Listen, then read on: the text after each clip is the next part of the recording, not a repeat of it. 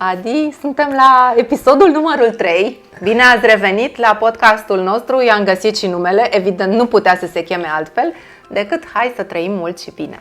Este cartea domnului doctor Adrian Stănescu. Mulțumesc Bună, pentru Adi. idee și sper să fie de bun augur și cât mai multe persoane să încerce să se inspire sau cumva să ia o direcție din ceea ce discutăm noi. Sunt convinsă că subiectele sunt foarte interesante pentru cei care ne privesc. Așteptăm întrebările voastre, da, scrieți-ne că răspundem. Sigur, absolut, la orice întrebare, pentru că subiectele sunt vaste și e firesc că în 20 de minute nu atingem decât poate niște piloni. Exact, suprafața problemelor. Da, exact. Adi, am rămas datoare data trecută cu o întrebare. Vreau să ne povestești despre cum ai început acest business, cum a luat naștere clinica Oxygen? Sunt două aspecte. În primul rând, precum am și discutat, am lucrat înainte la Anaslan, la Institutul Național de Geriatrie și Gerontologie Anaslan, chiar în Otopeni. Și sediul nostru aici al clinicii Oxygen este în Otopeni, dar în interiorul orășelului. Și am simțit nevoia de a ajuta mai mult pacienții. La momentul acela era vorba de pacienții cu deficite cognitive, cu boala Alzheimer, cum se numea înainte, cu tulburări neurocognitive, cum se spune acum, ca să scadă puțin stigma respectivă. Da. Și am făcut acest centru inițial, deci era un spațiu mai mic, prima clădire, cum vezi, în care am deservit un număr mai mic de pacienți, 14 pacienți, chiar cu internări. Acum 13 ani, acum avem 51 de paturi. Cu pandemia sunt niște modificări, dar probabil vom reveni la normal la un moment dat, sperăm cât mai repede, da. Și acești pacienți nu aveau o continuitate după ce, deci se putea apela la Anaslan, anumite internări mai scurte, dar nu aveau continuitate. Pacienții nu puteau să se supravegheze pe termen lung și am deschis acest centru. Ulterior, pentru că au fost foarte multe solicitări, ne-am extins și paleta noastră s-a dezvoltat și dinspre geriatrie, spre gerontologie, adică așa cum am discutat noi, prevenția, pentru că e un lucru constatat, e mult mai ușor să previi decât să tratezi și este mult mai sănătos să faci așa. Și despre asta este vorba în podcasturile noastre. Da, despre asta este vorba și asta încercăm să facem fiecare dintre noi, să aflăm lucruri cât mai importante pentru sănătatea noastră și cum le putem aplica în viața noastră de zi cu zi. Pentru că ce să facem? Nu ne putem putem lăsa toate celelalte lucruri pe care le facem și să ne axăm doar pe prevenție și trebuie să integrăm cumva în stilul nostru de viață. Stilul de viață și, așa cum spuneam, totuși din când în când și chiar am mai urmărit și eu din filmările tale și ai spus foarte frumos și mi-a plăcut foarte mult, anual să se meargă la medic. Pentru că e o problemă de educație medicală care este mai cu probleme în România și noi trebuie să ridicăm acest nivel al educației medicale. Mereu trebuie să se meargă la medic, pentru că medicul cunoaște exact patologia. O să vorbim în episoadele următoare și despre suplimentele alimentare și acolo o să vorbim și de rolul medicului în suplimentele alimentare, pentru că și acelea, deși sunt din plante și vitamine și așa mai departe, tot au unele din ele chiar și toxicitate. Și atunci ai și contraindicații și este bine mereu să apelăm la medici acolo unde nu cunoaștem. Și eu spun mereu același lucru. Da. Am rămas iarăși datoare cu o întrebare. Mie am rămas datoare de data asta. Vorbeam despre insomnii data trecută și îți spuneam eu că de când am intrat la menopauză mă confrunt printre multe alte bucurii care vin la pachet cu această menopauză. Nici nu mă mai odihnesc bine, chestie care pe mine mă termină. Deci dacă nu am un somn bun și odihnitor, așa este, somnul este foarte important pentru că toate organele se regenerează, dar așa cum am spus, creierul este foarte important Ce putem face? Ai vreo rețetă pentru mine și pentru doamnele care ne urmăresc? Este un lucru cunoscut că la menopauză, pe lângă scăderea hormonilor sexuali, estrogenul și progesteronul, sau estrogenii, că sunt mai mulți, estradiol și așa mai departe, există și o scădere a melatoninei. Deci, practic, scăderea somnului, numărul de ore pe care îl dormim peste noapte, este corelat cu cantitatea de melatonină și de aceea este relativ fiziologic și poate să se încadreze cumva chiar la suplimentele alimentare administrarea de melatonină. Deci asta este un remediu foarte rapid și la care foarte multe persoane reacționează. Al doilea, trebuie văzut dacă nu există un trigger, anume ceva care determină problemele cu somnul și eliminat. Calculat câte ore dormeam înainte, câte ore dormim acum. Dacă dormim 5-6 ore, este posibil să fie ca rezultat al evoluției noastre, pentru că cu cât îmbătrânim dormim mai puțin.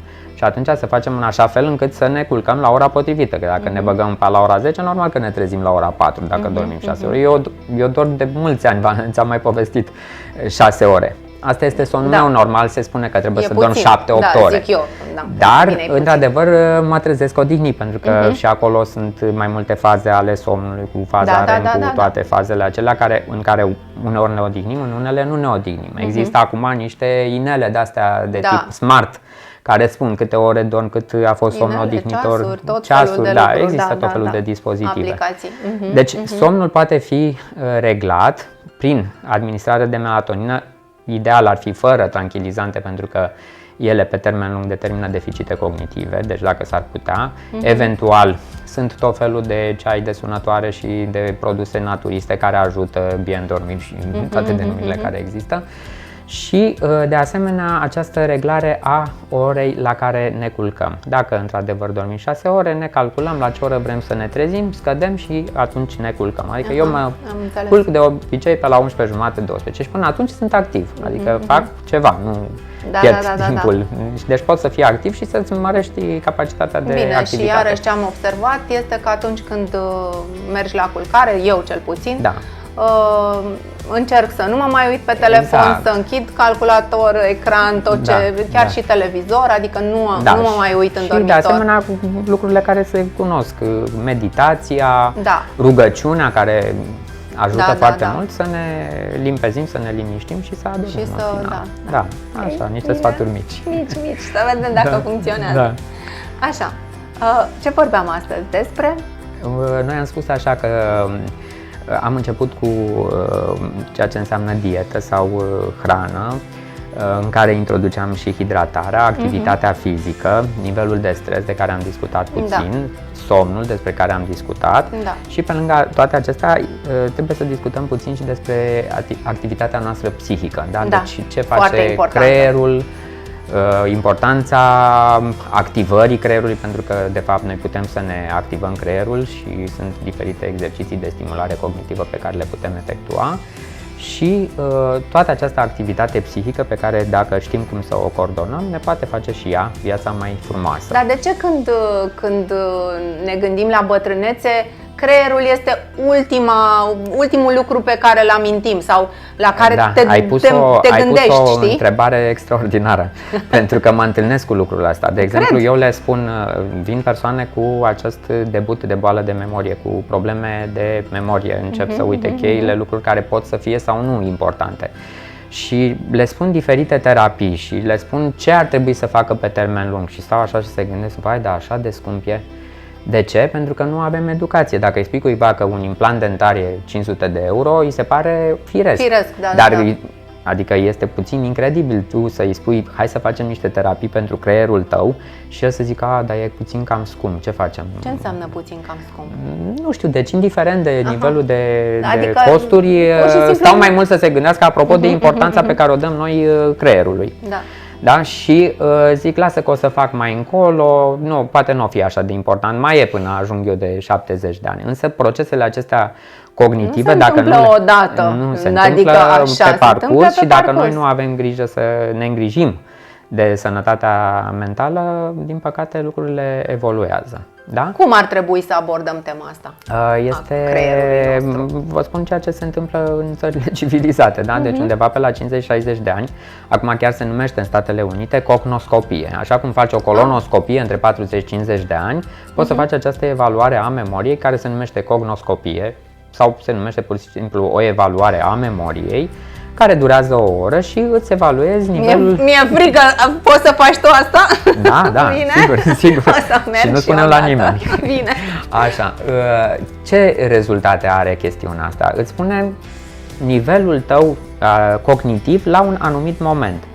De ce este important? Pentru că tu întotdeauna trebuie să te compari cu tine însuți. Adică noi repetăm, eu am persoane care vin din Statele Unite și fac evaluarea aceasta la mine anual, pentru că au avut părinți cu boală Alzheimer și se îngrijesc. Și n-au vrut să facă acolo, deși sunt vorba aia atâtea centre în Statele Unite, dar au avut încredere pentru că au avut părinții la mine. Și vin în fiecare an, iar noi comparăm aceste scoruri la aceste teste de la un an la altul și vedem dacă ele evoluează, pentru că e evident că testele unei persoane cu un anumit intelect mai ridicat, da, cu studii universitare sau postuniversitare, sunt altfel decât ale unei persoane care are 8 clase, 10 clase și așa mai departe, da, și un anumit nivel cultural. Și atunci este foarte important ca tu să iei din timp aceste lucruri și să vezi dacă se întâmplă ceva, pentru că sunt persoane la care aceste mici scăpări ale memoriei sunt fenomene care se întâmplă din oboseală, din stres, poate din situații din viața cotidiană și nu au așa o mare importanță și noi asta ne dăm seama în timp. Da? Deci practic se face această evaluare de memorie, nu durează mai mult de o oră, sunt diferite teste din partea, din aria verbală, din aria gândirii, din tot ce înseamnă funcții executive, că în mod evident gândirea are mai multe arii și zone ale creierului care se ocupă și noi ne dăm seama dacă persoana aceea în timp evoluează către o boală de memorie. Dacă după un an, doi constatăm că există o evoluție, bineînțeles se încep diferite teste biologice, adică analize de sânge, teste genetice, așa cum am discutat. Am avut în familie pe cineva care a avut Alzheimer, mama, tata, bunicul și avem deja niște probleme, scăpări de memorie. Putem să facem pur și simplu, este o analiză de sânge care ne spune dacă avem predispoziție pentru a face boala de memorie. Da? Deci există o analiză genetică, rezultatul iese în 2 săptămâni și ne spune ai predispoziție, există acea apolipoproteină E, epsilon-4 specifică pentru boala de memorie și atunci cu atât mai mult noi trebuie să fim atenți ce se întâmplă, cu atât mai mult putem începe niște terapii antioxidante, antiinflamatorii, pentru că la bază în cele mai multe cazuri, 60-70% din cazurile de boală Alzheimer sunt de tip inflamator. Și atunci noi putem să facem terapie antiinflamatorie, inclusiv în clinica noastră. Deci, practic, noi continuăm după această evaluare să și tratăm acești pacienți. Da? Administrarea de nerve growth factor, cum o să și discutăm la suplimentele alimentare, care ajută la îmbunătățirea metabolismului neuronal și multe alte tipuri de intervenții. Stimularea magnetică transcraniană, care de asemenea o facem aici, care face și stimulare cognitivă. Există anumite protocoale care ajută la îmbunătățirea sinapselor între neuronii specifici pentru gândire, pentru memorie. Making decision, adică să putem să luăm decizii. Da? Sunt persoane care sunt doar obosite și au probleme cognitive și pot fi ajutate. Am văzut că acest TMS, sau cum se cheamă? TMS, da? Ar ajuta și persoanele care au depresie? Da, deci practic terapia este aprobată în Statele Unite de temutul FDA, Food and Drug Administration, pentru prima oară în 2008 pentru tulburările depresive. Tulburări depresive, tulburări anxioase cu eventual chiar cu agitație sau cu atacuri de panică. Durerea neuropată este acum de asemenea aprobată FDA și sunt terapii și de stimulare cognitivă în Alzheimer, în boala Parkinson și multe alte patologii. Practic, orice boală neurologică sau psihiatrică are o tulburare de echilibru electric la nivelul creierului, pentru că de fapt reechilibrarea acestor zone cu probleme este tratamentul prin stimulare magnetică transcraniană. Da. Oh, wow, foarte interesant. Sunt și aici discuții largi de emisiuni. Eu am mai discutat și cine își dorește poate să mă caute pe internet. Privat? Nu, să caute pe internet, că sunt emisiuni televizate unde am vorbit despre ele pe larg. Deci vreau eu să te întreb, dar nu te-am întrerupt pentru că erau lucruri foarte interesante pe care le spuneai. Vreau să te întreb de analiză. Spuneai că există o analiză a sângelui, analiză genetică. care ne arată în analiza tipul de asta, apolipoproteină, de vârsta pe care o ai, îți indiferent apare de vârstă chestia asta, din nu? copilărie. Bun, deci poți să poți faci să o faci de copil. Da. Am înțeles, trebuie să o De fac și eu. exemplu, sunt persoane care au, din păcate există forma precoce de Alzheimer care poate apărea pe la 40-50 de ani. Da, Și da, atunci, am văzut și unele celebrul din ele film cu sunt, Nicole Kidman, dacă mai ții minte. unele din ele sunt ereditare și atunci sunt persoane care fac chiar la 20-30 de ani, așa cum e pentru cancerul de sân. Deci gena specifică. Ce mai putem face să ne stimulăm creierul, memoria? Acum eu spun din ce am observat în jurul meu și la persoane publice și mai puțin publice, Da. și la simpli oameni care muncesc pământul, oamenii care se țin, care au Sunt o activi, activitate bineînțeles. permanentă, atât fizică cât și intelectuală, care Corect. citesc, actorii Care sunt ancorați au 90-100 de ani și sunt pe scenă. Și care sunt ancorați în activități, pentru că acum, ca domeniu al bolii, este cogniția socială. Adică unul este care stă în casă, lăsând la o parte că e și sedentar, dar stă doar cu capul în ochii în televizor și nu atât. comunică cu nimeni. Da. Și altul este care se duce la clubul pensionarilor, joacă în piese de teatru, joacă șah, Învață se roluri plimbă, pe din se afară. duc la diferite mănăstiri, au diferite activități și vedem exact diferența de cogniție între aceștia. Adică este foarte importantă comunicarea. Da, deci pacientul sau persoanele care își doresc să-și mențină funcția cognitivă trebuie să fie niște persoane comunicative, nu să stea retrase. Da? Deci este foarte important lucrul acesta. Apoi, faci anumite activități cu mâna stângă. Vrei să dezvolți și celălalt emisfer, fă și cu mâna stângă. Învață limbi străine noi la orice vârstă. Sau să mergi pe bicicletă, lucruri noi în general. Să te speli pe dinți cu mâna cealaltă și așa mai departe. Să spună capul la contribuție, da? Pentru că se știe, există. Mergi acasă pe alt drum. Mergi acasă pe alt drum, exact. Sigur că da, sigur că da. Dar acum a apărut Waze-ul ăsta de nici nu ne mai uităm pe unde o luăm. Așa. Deci, practic, noi ne putem educa creierul. Da? Noi avem un emisfer dominant controlateral, mâinii cu care scriem, și un emisfer non-dominant. Emisferul dominant este cu activitățile intelectuale, cognitive, calcule și așa mai departe. Emisferul non-dominant este cu activitatea poetică, emoțională, cu asta scriem poeziile la fete când suntem tineri. E foarte important că dacă se întâmplă un accident vascular cerebral pe partea cognitivă, ai rămas fără gândire și atunci tu de-aia, dacă te pregătești din timp și creierul tău are activități complexe și într-o parte și în cealaltă, te poți adapta. Ambele. Da, exact. Antrenarea ambelor emisfere. Da. Și aici e mult de discutat, dar vrem să atingem multe într-un timp scurt. Ne mai spui ceva despre creier? Despre creier. Păi creierul, în primul rând, ca să știm așa, în mare sunt 60 de miliarde de neuroni. Fiecare neuron e conectat cu 10.000 de alți neuroni, deci viteza cu care circulă influxul nervos este de 250 de km pe oră, deci avem niște bolizi în cap, cu asta gândim noi. Da? Și tot ce înseamnă activitatea asta intelectuală continuă și în cursul nopții.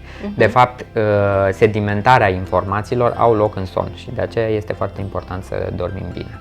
Am observat iarăși în jurul nostru că este, nu pot să spun multă lume, dar destul de multă lume. Este destul de multă lume. Da, care a trecut foarte greu peste această pandemie, care avea niște probleme, să spunem, și înainte, dar acum sunt mai accentuate și care a ajuns cumva la depresie. Depresia poate interveni la orice vârstă, nu mai ține de vârstă, adică nu ține de vârstă absolut deloc.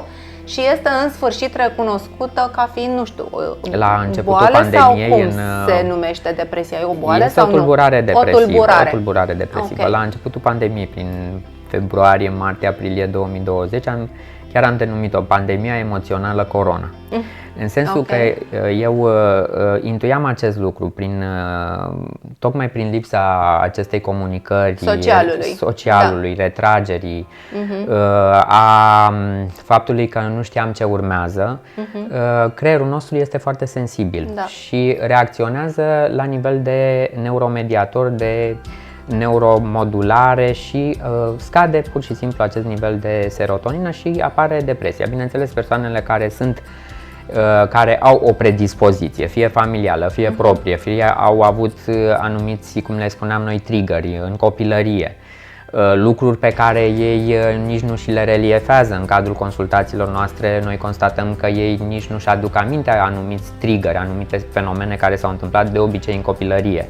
Practic, formarea creierului are loc cumva până la 12 ani. Între 12 și 18 ani se definitivează, dar toate situațiile acestea de tip emoțional care se întâmplă până în 12 ani pot să influențeze activitatea individului pe termen lung și atunci apar aceste fenomene, inițial ca și anxietate, anhedonie, adică lipsa poftei pentru a face activități care înainte îți făceau plăcere, apoi chiar depresie.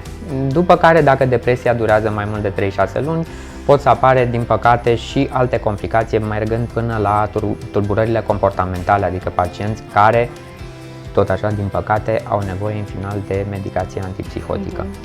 Deci și această problemă trebuie luată din timp. Orice persoană care vede că începe să aibă niște gânduri triste, că sunt niște lucruri care îl preocupă, îl frământă, simte că începe să se retragă, că are o fobie socială, nu vrea să mai iasă, nu vrea să se mai expună, este bine să meargă în prima etapă la psiholog, prima oară la psiholog. Deci, iar apropo de educația noastră medicală, trebuie să fim deschiși. Până acum câțiva ani mergeai la psiholog, era egal cu... Da.